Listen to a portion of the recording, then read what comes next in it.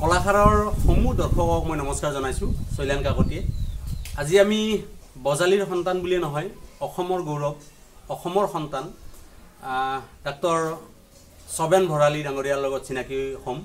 এখেত হৈছে সবেন ভৰালী।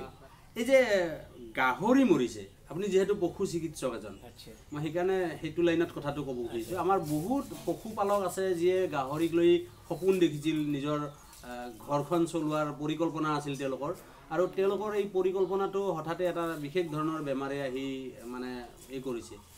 এতিয়া আপুনি কওকচোন দাদা, আচলতে এই ডক্তৰসকল আপোনালোকে থেটিস্কোপ নোহোৱাকৈ কেনেকৈ গম পায় এইটো বেমাৰী নহয়, মানে গাহৰিৰ ক্ষেত্ৰত?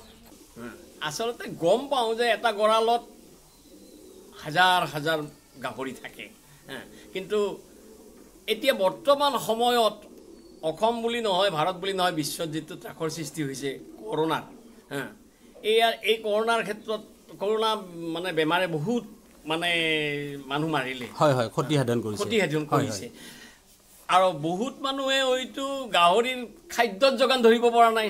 সেইটো মেইন কথা হৈছে, সেইটো মেইন কথা, খাদ্যত যোগান ধৰিব পৰা নাই। গতিকে আল্টিমেটলি গাহৰি নাখাই মৰে, খাব নাপায় মৰে।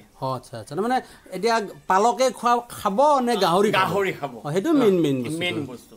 গতিকে তেনেকৈ মৰে, আৰু এই এটা মৰি যোৱাৰ পিছত বাকীবিলাকে ভাবে আৰু এইটো মৰিলে, কালি ঠিকেই আছিলে, আৰু বাকী দুটা মৰিলে, তাৰপাছত 5টা মৰিল, তাৰপাছত 10টা মৰিল। তাৰমানে মানে আপুনি ক'ব খুজিছে যে চিন্তাত মৰিলে, বাকীবিলাকৰ চিন্তাত মৰিলে। সি মৰিলে খাব নাপায় বুলি ধৰি ল'লোঁ, বাকীবিলাকে আৰু তাৰ চিন্তাত মৰিলে, আৰু এনেকৈ মৰি মৰি হয়তো বেলেগ গঁৰালত আৰু শুনিছে যে অমুক গঁৰালত এখন আছিলে গাহৰি 50টা মৰিলে, তাৰপিছত আৰু সেই গঁৰালৰ চিন্তাত মৰিলে। তাৰমানে আপুনি দাদা ক'ব খুজিছে যে আচলতে গাহৰিবিলাকে চিন্তা কৰিব নালাগে, চিন্তাৰ ফলত মৰিছে। আচ্ছা আচ্ছা, এই যে গাহৰিবিলাকৰ চিন্তাত মৰিছে নে বেমাৰত মৰিছে নে নেখাই মৰিছে, সেইটো আপোনালোকে কেনেকৈ গম পায়? আমি গম পাওঁ তাৰমানে সিহঁতৰ মানে মাত নেচাৰ যিটো সিহঁতৰ গঁৰালত থকা, সিহঁতৰ নেচাৰটো চাই আমি গম পাওঁ এইটো বেমাৰী নে সুস্থ। মানে কেনেকৈ মই বুজি নাপালোঁ। সুস্থ হ'লে তাৰমানে তাৰ গাহৰি কেনেকৈ চিঞৰে, মানে গাহৰি কেনেকৈ মাতে। সুস্থ সবল যদি গাহৰি হয় তেওঁলোকৰ মানে আৱাজটো মানে কেনেকৈ চিঞৰে। মই জানো যে সুস্থ গাহৰি এটাই এনেকৈ চিঞৰে।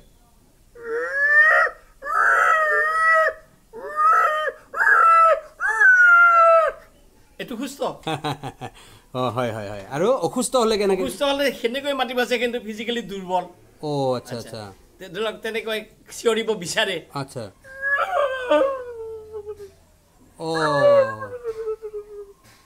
বুজি তাৰমানে আপোনালোকে মাতটো চাই গম পাই যায় বেমাৰী। এটা কথা কওকচোন, আপুনি ক'লে 11 বছৰ আপোনাৰ ৰিটায়াৰ হোৱা।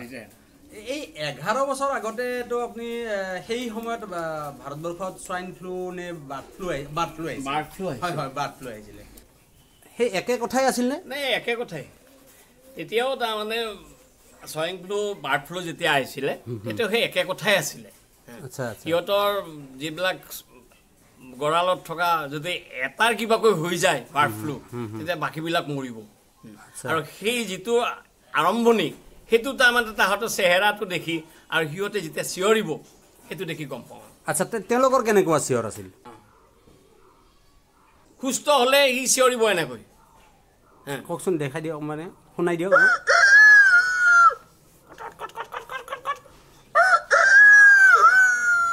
এইটো সুস্থ।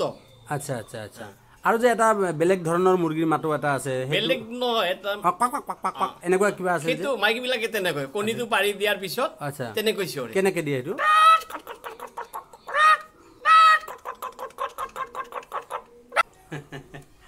আৰু যদি বেমাৰী হয়, মানে বেলেগৰ চিঞৰ শুনিলে সুস্থ মানে বেমাৰীটোও চিঞৰিব বিচাৰে, তেতিয়া নোৱাৰে, হালি যায়। আচ্ছা আচ্ছা, আমি তেতিয়া গম পাওঁ আৰু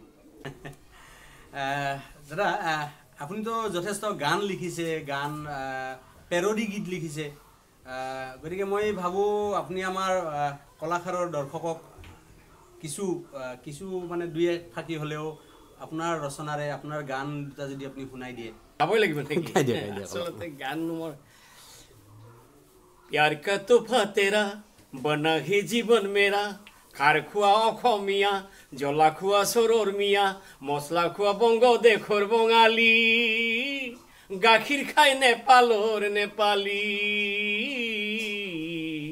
খাৰ খুয়া অসমীয়া জলা খুয়া সৰৰ মিয়া মশলা খুয়া বঙ্গ দেখৰ বঙালী গাখীৰ খায় নেপালৰ নেপালী অসমীয়াই কয় খাৰ খাব লাগে ভাই হিল বালি খালেও সব হজম হয়ে যায় বাঙালি কয় আমি সব মশলা খাই সয়াবিন খালেও তাত মাংসর তেজ পাই মিয়া ভাই কই যায় আমি না খালে জাল আমার ব্রেন হয়ে যায় ডাল ডাল ডাল ডাল খার খোয়া অসমীয়া জলা খোয়া সরর মিয়া মশলা খোয়া বঙ্গ দেখর বঙালী গাখীৰ খায় নেপালৰ নেপালী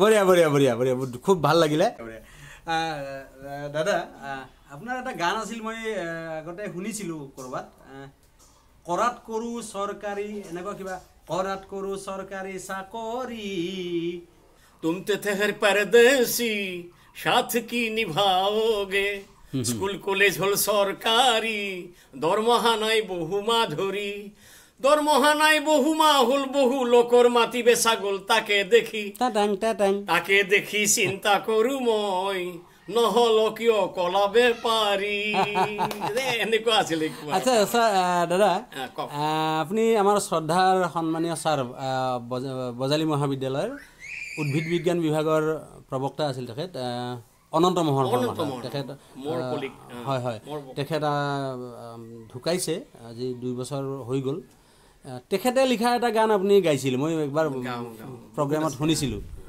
তেখেতে লিখা গান এটা মোক কৈছিল ভৰালি গাব এইটো হয় ভূপেন হাজৰিকাৰ হয় মই সাগৰ সংগমত মই 2 লাইন শুনিব পাৰোঁ আপোনাৰ গোটেই শুনক দৰকাৰ কি আছে এইটো মই ভাল পাম দিয়ক দিয়ক সাগৰ সংগমত কত না সাঁতুৰিলো শহুৰৰ ঘৰতে বহুদিন থাকিলো গালি মাতৰ নাই আদি অন্ত তথাপি মনত মোৰ থকাৰ ইচ্ছা আছে দৰমহা নোহোৱা পৰ্যন্ত শহুৰৰ ঘৰতে ঘৰৰ ডাঙৰজন শহুৰৰ কক্ষত অভিযোগৰ নাই আদি অন্ত অজস্ৰ গালিৰে নৱ নৱ ভাষাৰে আনি দিয়ে বেথা অফুৰন্ত শহুৰৰ ঘৰতে অশান্ত মনেৰে পুতেক জীয়েক হতে শহুৰক কৰে দিক ভ্ৰান্ত বাইদেউ ভিনিহি সদায় আহি থাকিলে হম আমি সৰ্বশ্ৰান্ত সেইটো মনে আমাৰ থাকাৰ কথা ছিল বেতন গুলা না পোৱা পৰ্যন্ত শহুৰৰ ঘৰত দাদা ধন্যবাদ জনাইছো আমি আপোনাক আপোনাৰ লগত যথেষ্ট কথা পাতিলো যথেষ্ট আপোনাক আমনি দিলো আসলে আপনি খুব ব্যস্ত মানুহ মই জানো তথাপিও আপনি আমাক সময় দিয়াৰ কাৰণে আমি কলাকাৰৰ ফালৰ পৰা আপোনাক ধন্যবাদ জনাইছো ধন্যবাদ সঁচা বুলি ভাবিছিলে নহয় সঁচা নহয় এখেত আসলে সবেন ভৰালি নহয় ৰবেন ভৰালি হয় ঠিকই ধৰিছে আপুনি কমেডি পেৰডি মিমিক্ৰি এইবিলাক শুনিছে আপুনি এখেত হৈছে বজালীৰ সুসন্তান অসমৰ সুসন্তান যিয়ে কমেডিক এটা বিশেষ লেভেলত স্থাপন কৰিবলৈ সক্ষম হৈছিল এখেত হৈছে ৰবেন ভৰালি বিশিষ্ট পেৰডি গায়ক দাদা বেয়া নাপাব আপোনাক মই ডক্টৰ বুলি চিনাকি কৰি ধন্যবাদ কিবা ক'ব নেকি আপুনি দাদাই ভাবিছে কি কম মই এতিয়া ইমান সময়তো মই ক'লোৱে মোকতো বেঙা বনালে তেনেকুৱা ভাবিছে দাদা ধন্যবাদ জনাইছোঁ আপোনাক আপুনি সময় দিয়াৰ কাৰণে মই আপোনালোকক আৰু এটা কথা কওঁ যদি আপুনি আমাৰ কলাকাৰ অসমীয়া কমেডি এই চেনেলটো ছাবস্ক্ৰাইব কৰা নাই তেতিয়াহ'লে ছাবস্ক্ৰাইব কৰি ল'ব আৰু লাইক কৰিব যদি ভাল পায় যদি বেয়া পায়তো বাৰু থাম্বছ আপ থাম্বছ ডাউন এটা আছে সেইটোও দিব পাৰে আপোনালোকে যদি বেয়া পায় আৰু যদি ভাবে যে আপুনি আপোনাৰ বন্ধুবৰ্গকো দেখুৱাব এই ভিডিঅ'টো বা ইয়াৰ লগত আৰু বিভিন্ন ধৰণৰ ভিডিঅ' আছে এইবিলাক ভিডিঅ' যদি দেখাব খোজে শ্বেয়াৰ কৰক। ধন্যবাদ জনাইছোঁ। আজিলৈকে এৰিছোঁ।